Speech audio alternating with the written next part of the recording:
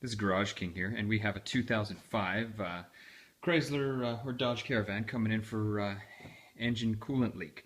So we're going to check here for coolant leak. I have some suspicions as I can see some coolant. However, I want to take a closer look. So what I'm going to do is I'm going to pressure test the radiator. So I'm going to connect this tool here. It's a great little tool, and all we do here is we can pressurize the radiator. Probably about 10 pounds is good. We'll put 10 pounds in and we'll see if we can see any coolant coming out. I'm going to stop the video so I can pump up the pressure tester and then we'll be right back. Okay, we're back and actually I can hear it. Hopefully you can hear it too.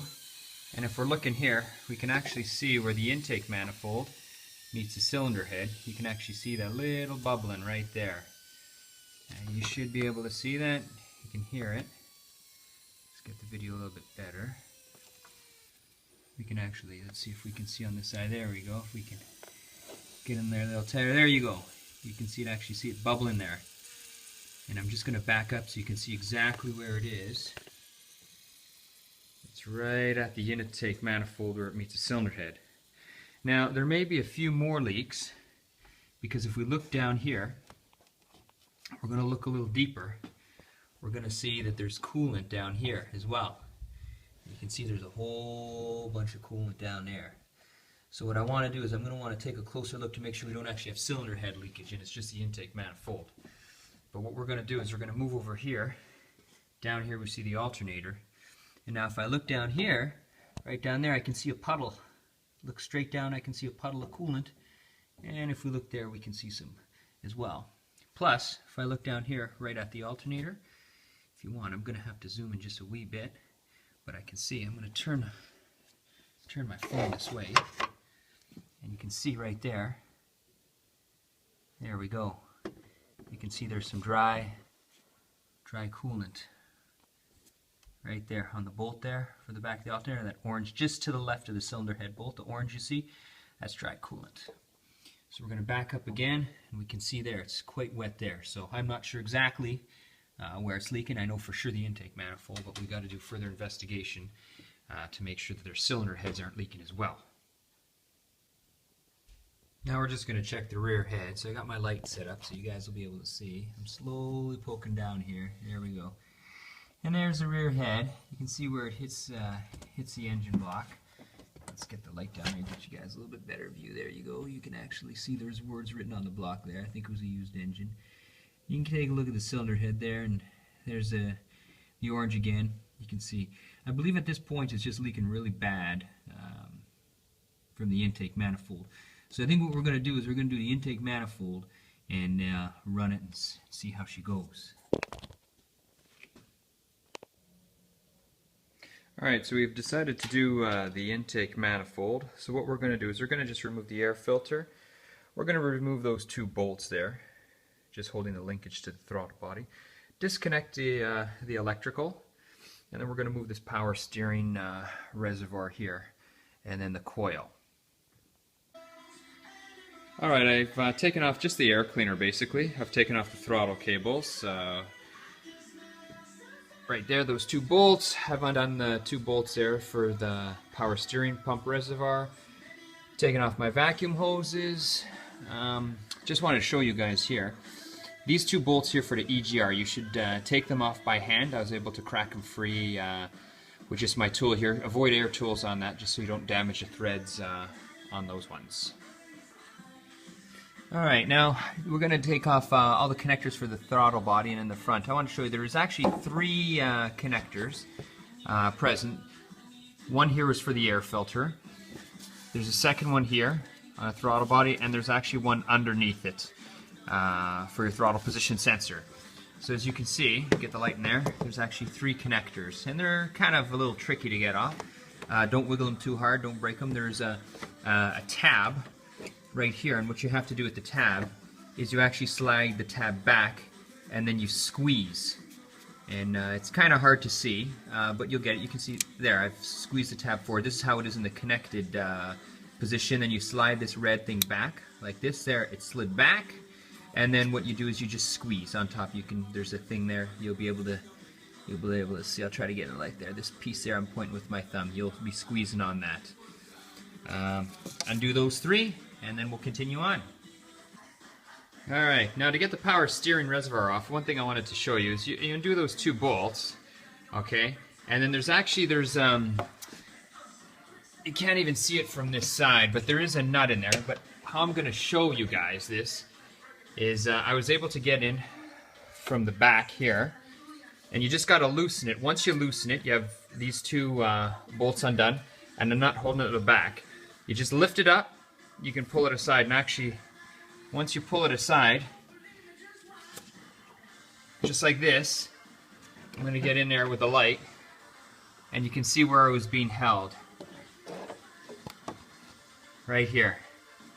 This is the nut here, right here.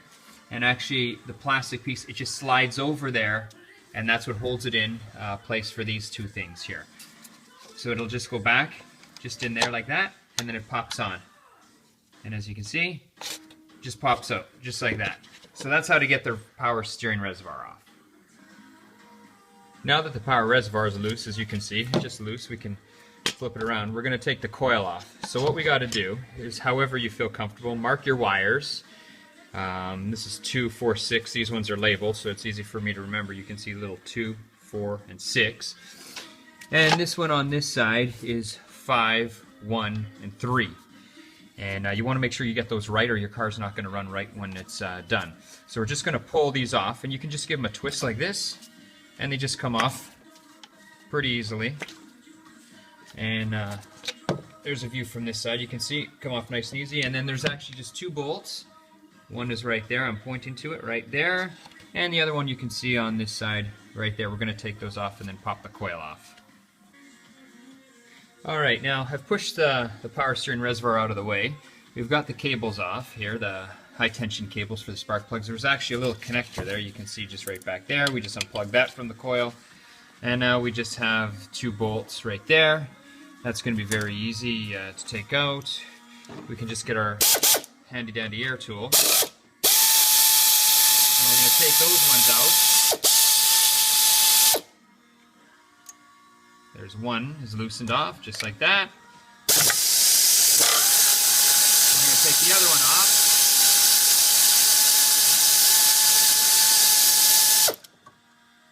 Just like that.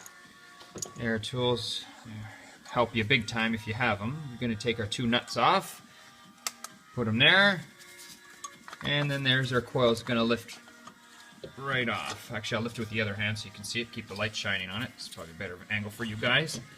And there we go. Just coming off just like this. Just make sure this power steering reservoir is not in the way. It's a little bit of jimmying. I'm doing it with one hand. Anyway, and there's our coil.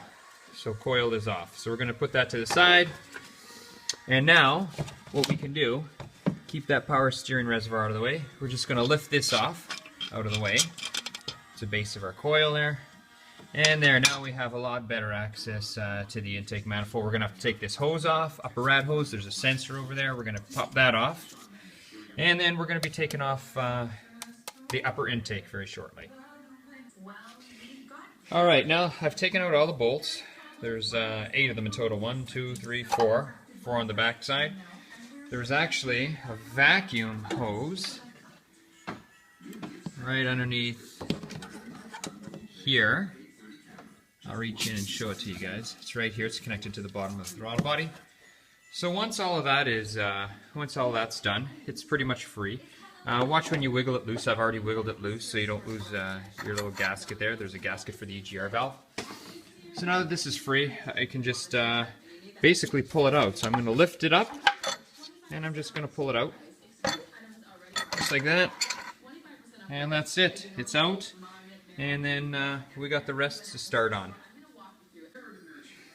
Alright, now that we got everything free, we got the fuel line off. That was here. That's easy enough to do. It's just a black clip. You just push it in like this, pull it out. What I've done is I've taken off the bolts. There's 4 of them on the fuel rail right here. And what that is it just allows us to be able to move the fuel rail a little bit. Now you don't actually have to take out the injectors. Some guys will take the whole fuel rail off, they'll take out the injectors, they're going to take everything. But you know what? If you get in there, here's a trick with just a 1/4 inch. Obviously we're going to torque it when we put it back together.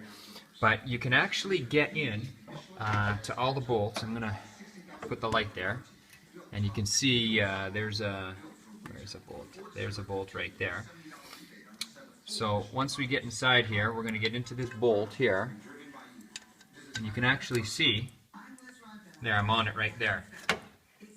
So I'm going to hang this back up here, just so I can show you.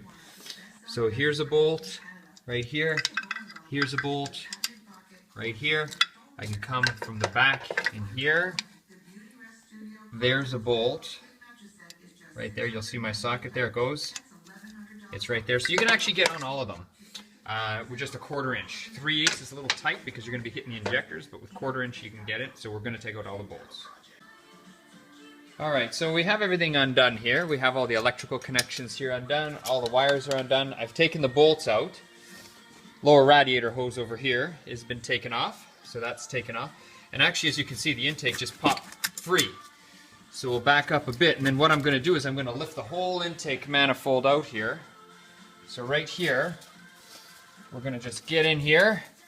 Takes a little bit of muscle, but not too much. And we're just going to lift the whole thing out. Just like this, and as you can see, we just got to make sure that nothing's caught on it, and we're just going to pull it right out like this. We just got to make sure this is off here, make sure that we're all free from everything, and then she'll come right out.